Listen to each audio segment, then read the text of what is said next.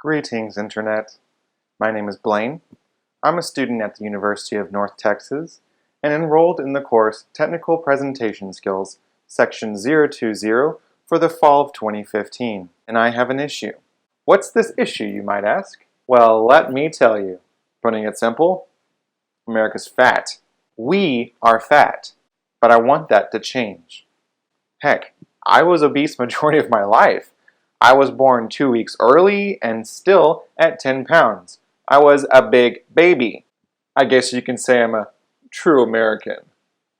It wasn't until a little over 2 years ago I made decisions to change. I've since then lost around 100 pounds and I haven't looked back since. But I'm not alone. I wasn't alone. Millions of other Americans also know how I felt. In fact, according to the CDC, in a 2012 study, 70% of the US population were considered overweight. Even worse, nearly half of that were categorized as obese. In the past 20 years, America has grown in obesity from 23% to 33%. That's 1/3 of our population, people. 1 in 3 people are considered obese. Logically, this leads to a plethora of other issues. In a 2011 study, over 71 million American adults were diagnosed with having high low-density lipoprotein. Does that sound familiar? That's because that's also known as the bad cholesterol. But what does bad cholesterol have to do with me, you might ask? Well, higher levels of bad cholesterol collect in the walls of your blood vessels and your heart, thus increasing your risk of heart disease. Yeah, we know what that is, and it sucks.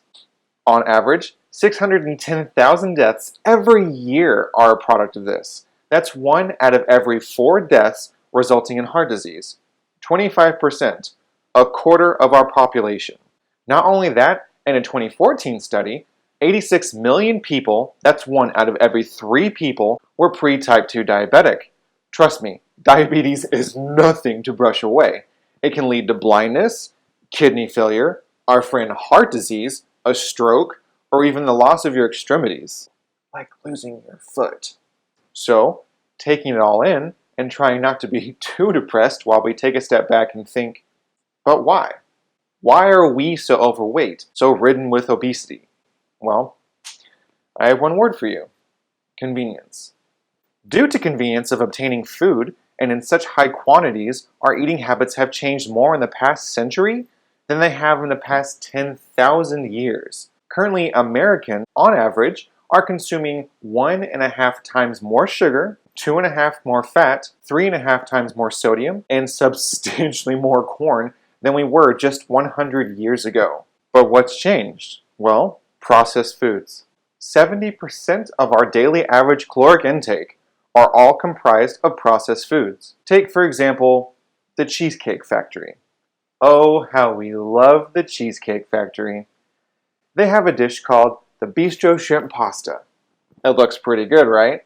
Well, this puppy is a whopping 3,100 calories, 89 grams of saturated fat. That would be 5 times the amount of fat a normal person needs in a day.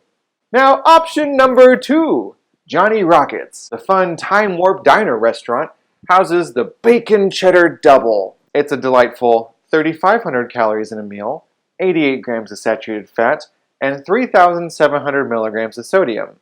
Eat that, and only that, and you'll be good for roughly 2 days. Point made. I mean, not all processed food is bad-ish. And sure, science and technology have made it easier to process foods at our own convenience, but our bodies haven't seemed to evolve past that pace. They can't handle what we consume, what we eat. Take certain ingredients, for example. Sugar. Over-consuming sugar spikes our blood sugar, and through time, you can potentially become insulin resistant. And bam! Borderline type 2 diabetic. Now, look at fats and vegetable oils. Over-ingesting of these can lead to clogged arteries, problems with our vascular system, and even our friend heart disease. Bam! Heart attack. So again, how can we fix it? It's going to take time. It won't happen overnight, but we can start with simple substitutions by replacing ranch dressing with vinaigrette in a restaurant salad, or making a cake with flour, sugar, and eggs opposed to just using a box mix. I'm going to show you how to make an awesome alternative to a pizza crust to make your own simple thin crust pizza out of, wait for it, cauliflower. And I promise it's amazing. Just look at it. You won't even be able to tell when it's done. But before I do that, I want to compare it to some other popular processed brands to show you just how beneficial this simple change can be. Let's take the nutritional information of our cauliflower pizza crust and compare it to some big brands that we should be rather familiar with. I wanted to show you these as an example because sometimes you don't notice the benefits of just a little extra work until you can see it side by side. Thanks to my friends at MyFitnessPal, I was able to plug in all the ingredients and show a breakdown to compare our creation to the big dog competition. What did we find? Well, our pizza's under 100 calories, it's low in saturated fats, low in cholesterol, sodium, low carb, and also has fiber and protein packed in there. The best part, this is only from one slice. Oh yeah! So just relax, okay? Because I'm finally going to show you what it looks like when stacked to the competition. All pizzas are compared on the same level, a thin crust supreme option. Of course, our pizza recipes here on the left. On the right, you have the ever-popular Pizza Hut, Papa John's, the Not Delivery DiGiorno, and Tony's. You see both delivery and frozen options to show what we sacrifice when we decide convenience over health. All facts are based on one standard slice of pizza. Overall, nothing comes close. Even the calories just don't compete to our newfound love. The healthiest option is DiGiorno, but that's still not quite as good. Not to mention, you get vegetable servings from this too. Nom nom. Remember, this is all compared to one slice.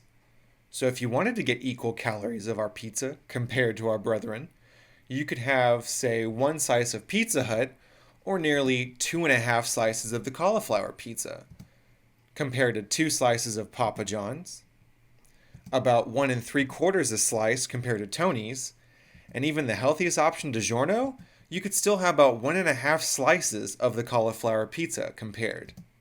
Because remember, people, one slice of this pizza is only roughly 90 calories per slice. And okay, I get it. Enough about all of this health business. Let's get to cooking. Okay, so here's what you've been waiting for. Now that we are in place, I'm going to read the ingredients to you. I always make sure you have enough ingredients, as once you start, it's never fun to run to the store real quick because you forgot something. For the Who You Gonna Cauliflower pizza, you're gonna need 1 medium to large head of cauliflower, 1/3 cup goat cheese spread, 1 large egg, 1 teaspoon of dried oregano, 1 teaspoon of sea salt, 1/3 cup low sodium pizza sauce, 1/4 cup reduced fat mozzarella cheese, and your favorite veggies and meats for toppings. You're also going to need 1 cookie sheet and 1 food processor or blender for the ricing of the cauliflower. Start by removing the ingredients so you have a clean working area. I'm going to be cleaning off the cauliflower to ensure that I only cook what I need. You'll notice that it doesn't smell very good, but don't worry, that's going to change soon. It's going to taste great once it's done.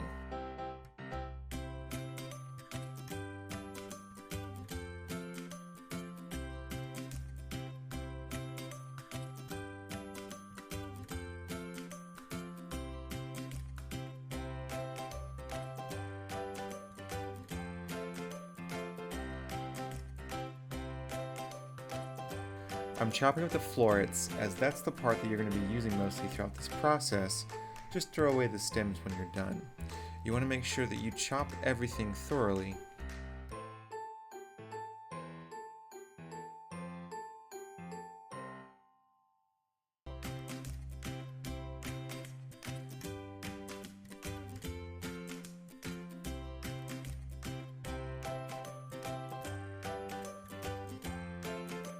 As you can see here, I'm just breaking them off with my hands. You can use the knife if you want to. There's no surefire way of doing this. As I mentioned, you just want to make sure you get everything chopped up thoroughly.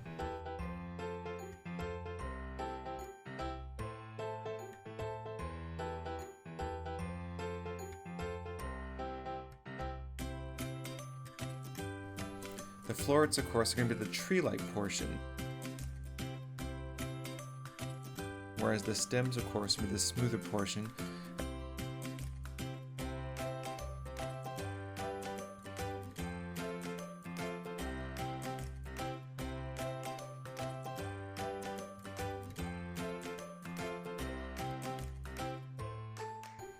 Now, this part you don't necessarily see, but what I'm going to do is I'm going to load up the cauliflower into my blender, as I don't have a food processor, but either one works. What you want to do is basically just chop up the cauliflower enough to where it doesn't puree it necessarily, but just rices it. It very, very finely dices it, but it's a lot easier to do than using a knife.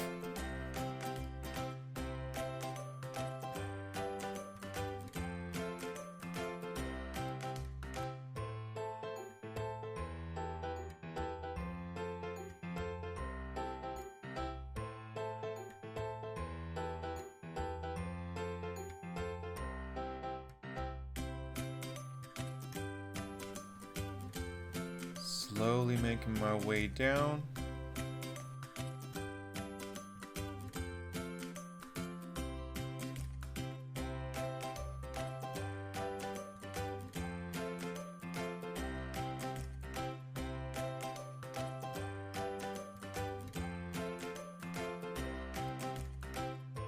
And finally.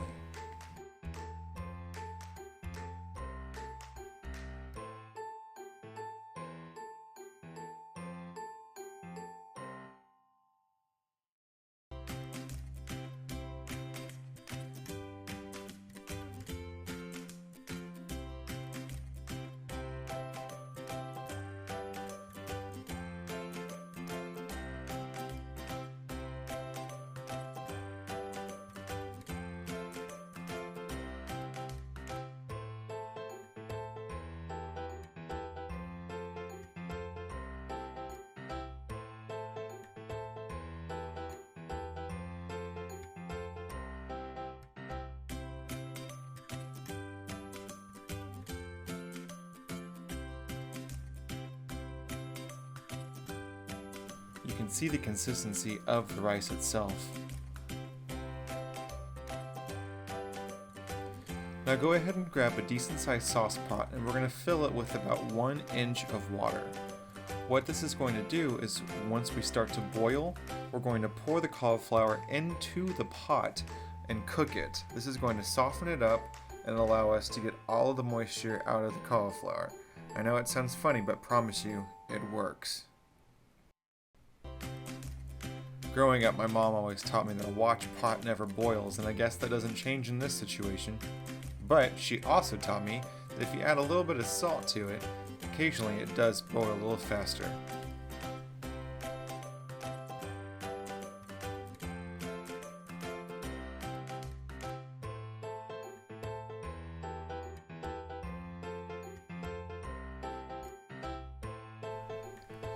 Go ahead and preheat the oven to 400 degrees Fahrenheit.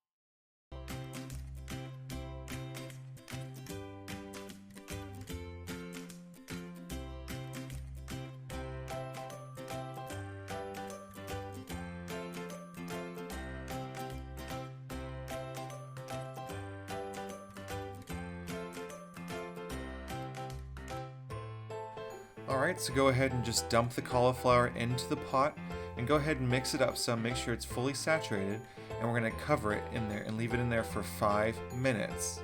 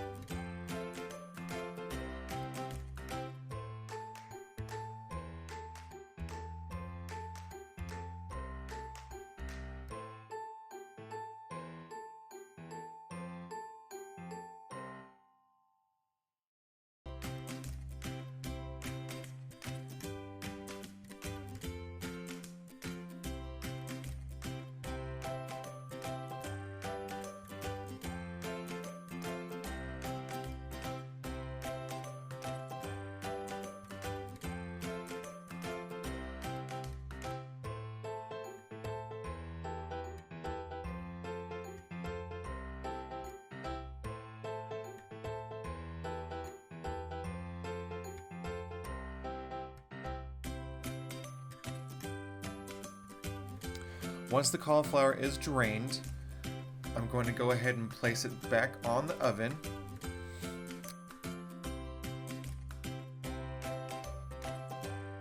Now I have a bowl, and you're typically supposed to use a terry cloth for this process, but I don't have a terry cloth. So anything would work. This is about creativity here. I went ahead and just used a clean t-shirt.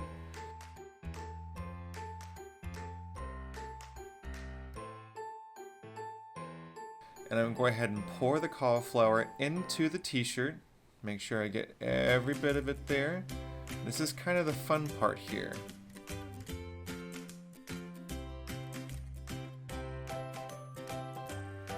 Let's go ahead and remove the pot. Now, I'm going to close the cauliflower inside the t-shirt, and I'm going to wring out every bit of moisture that I possibly can. Of course, there's some moisture that's in the cauliflower from the boiling process, but cauliflowers naturally have a lot of water in them as well, as they're a vegetable. So we need to make sure we get all of that out, because the less moisture in the cauliflower, the more it's going to hold as a crust. Now mind you, this water is a little hot, and it's even a little hot for me. But a little trick I found is that if you use maybe like a stove mitt, you absolutely can use that just to wring out the water.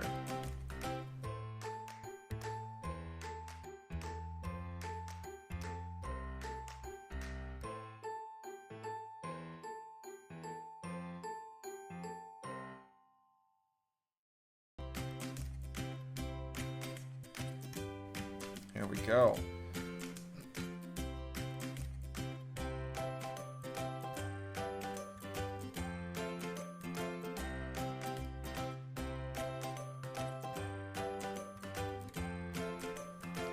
Now what we're going to do is we're going to add the egg and the rest of the ingredients, and we're going to legitimately make the crust.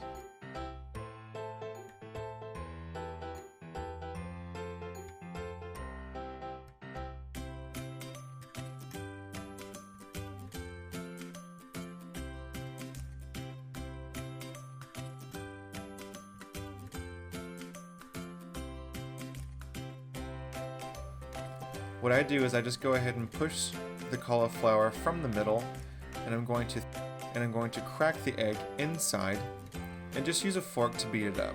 You want to make sure the egg and yolk is all mixed together.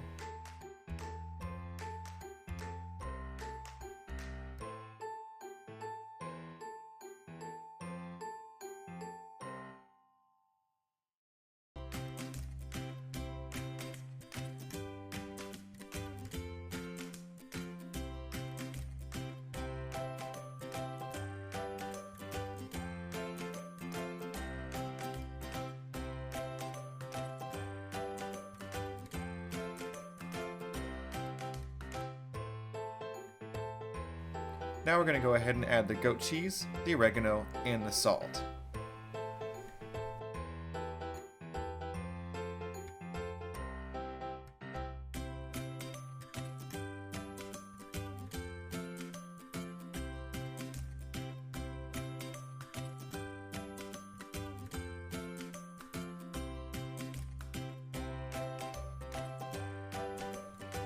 Go ahead and mix all the ingredients together thoroughly, ensuring that the goat cheese is nice and mixed with the egg, the oregano, the salt, and of course the cauliflower. You want to make sure this becomes one consistency.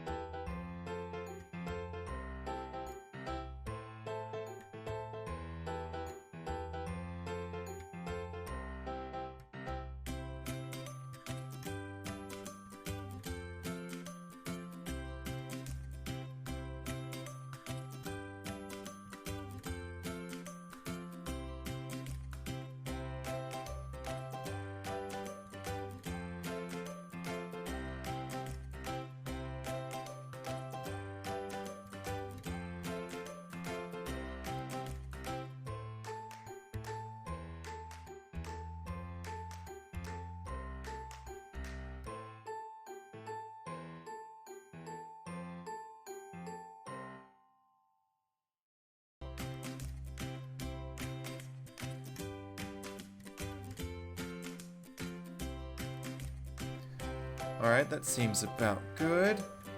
So, now we're going to go ahead and get our cookie sheet, as we're going to start forming the cauliflower crust.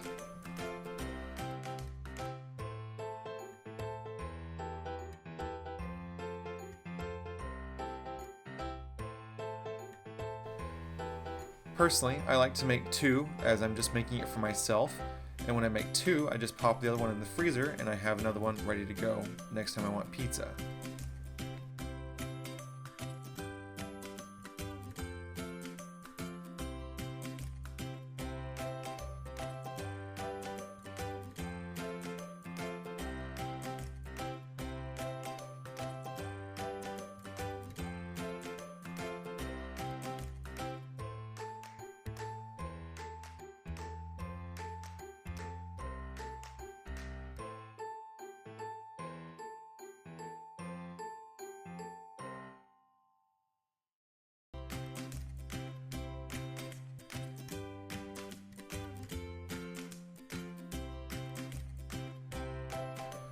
Your oven should be plenty warm by now, so go ahead and put the cauliflower into the oven.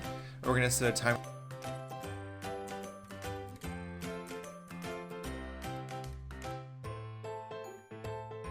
Well, that was fast. Alright, so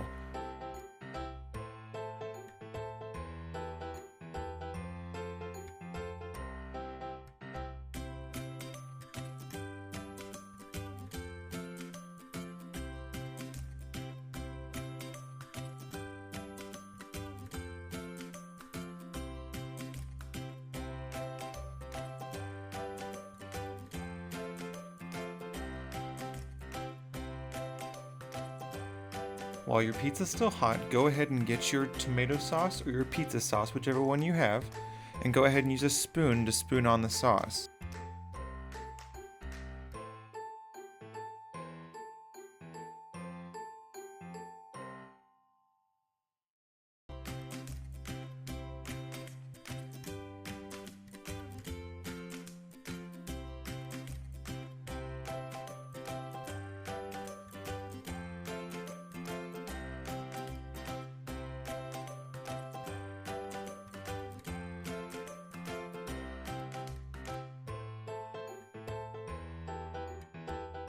Followed shortly, go ahead and sprinkle on the remaining cheese that you have equally between the two pizzas in this case.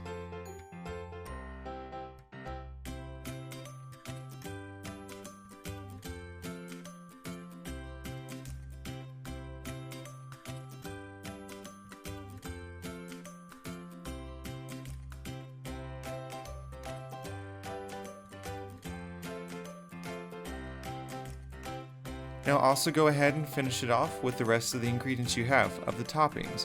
Personally, I use cherry tomatoes and bell peppers as I love them both absolutely much, but go ahead, go free, have fun.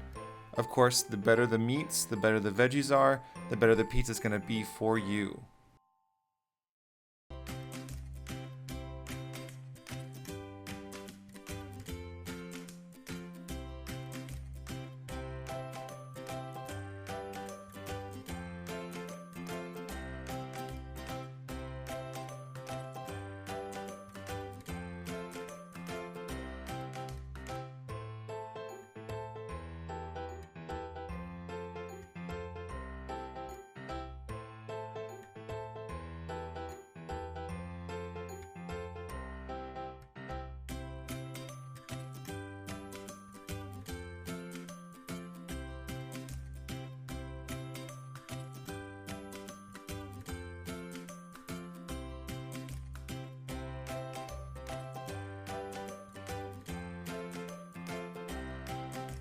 Once you're ready, go ahead and pop this pizza back in the oven for about 5 to 10 more minutes until the cheese starts to bubble.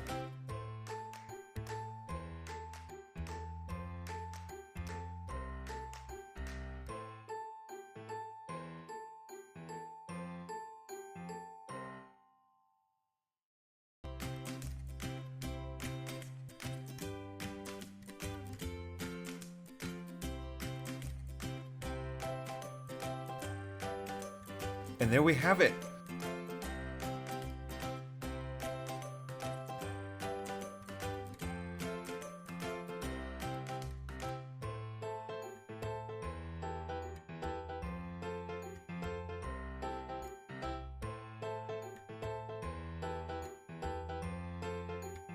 Oh, this looks so good.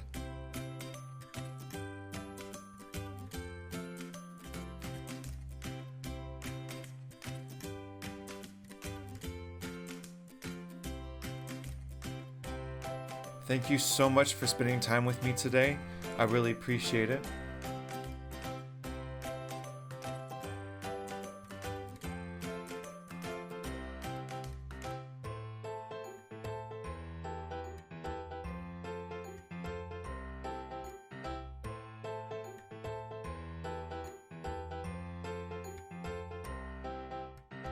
Hopefully from here you can see that with just the simplest of changes,